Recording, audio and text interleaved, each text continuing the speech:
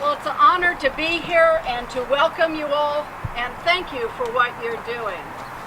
My office is where the plane hit, and so every day I look out the window at this memorial and remember that the fight came to our backyard. Right now we have over 190,000 soldiers serving in harm's way around the world, with an additional sailors, airmen, and Marines. They're doing the hard work, separated from their families. They're working hard to make sure the terrorists don't come back into our backyard.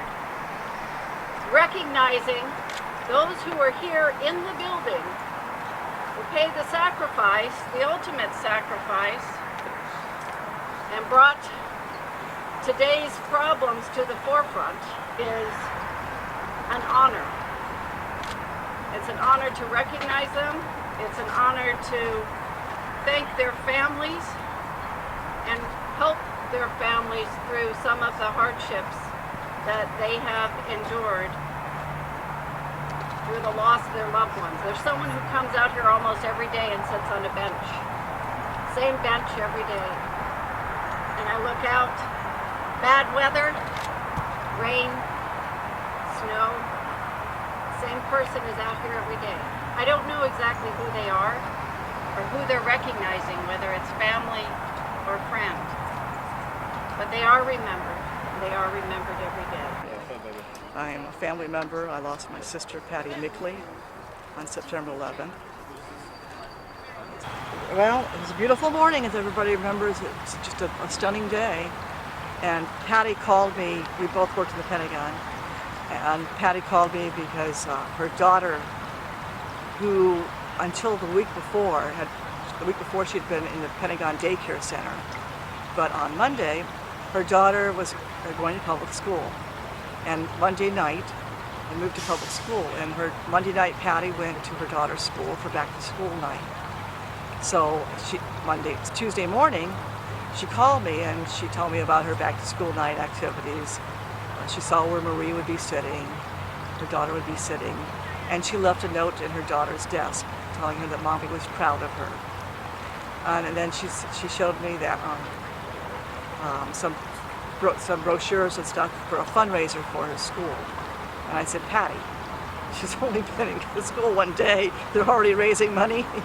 And so we joked about that. And we spoke a little bit about what happened in New York. We just knew about the first plane at that time. Things were just starting. It was a little bit after 9 when we met, about 9:15.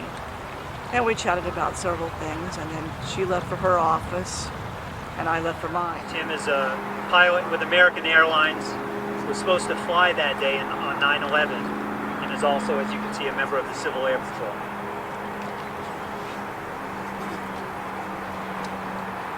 Many faiths were represented that day. Many faiths are represented here. In a moment, I'll ask you to go to that sacred place in your heart where the language is yours and yours alone. Together, let us now pray. O divine pilot that guides our flight through life, who calms the waves that rock our journey, and who is the moral compass pointing towards all that is good on our path, we gather together this morning at a very sacred place so that we can pause from our December holiday preparations, anticipations, and celebrations to remember, honor, and learn from the lives that we now lift up. While we wear many different uniforms of selfless service of the armed forces, of volunteer service to community and country, and of professional service of connection and transportation, we are right now one people. Help us to remember not just today, but every day the sacrifice that these 184 precious lives we now hold most dear made for our country. Give us the words and thoughts that truly honor these people who confronted wrong and became the first veterans in a new and terrible conflict. Give us the wisdom to learn from their life that we must have a heart of courage, the strength to persevere in life's greatest challenge, and the recognition that we are always one people who may be called at any time to serve each other in the cause of the freedoms that define us as a nation. We hold these 184 lives as holy in your eyes and know that you've provided wings that will let their memories soar above us forevermore.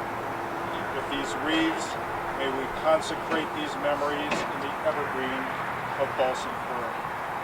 We thank you now for the volunteers who came together in our name to grow, to create, and bring these wreaths to this holy place. May we now reflect and pray silently for a short moment in our own words and in our own tradition.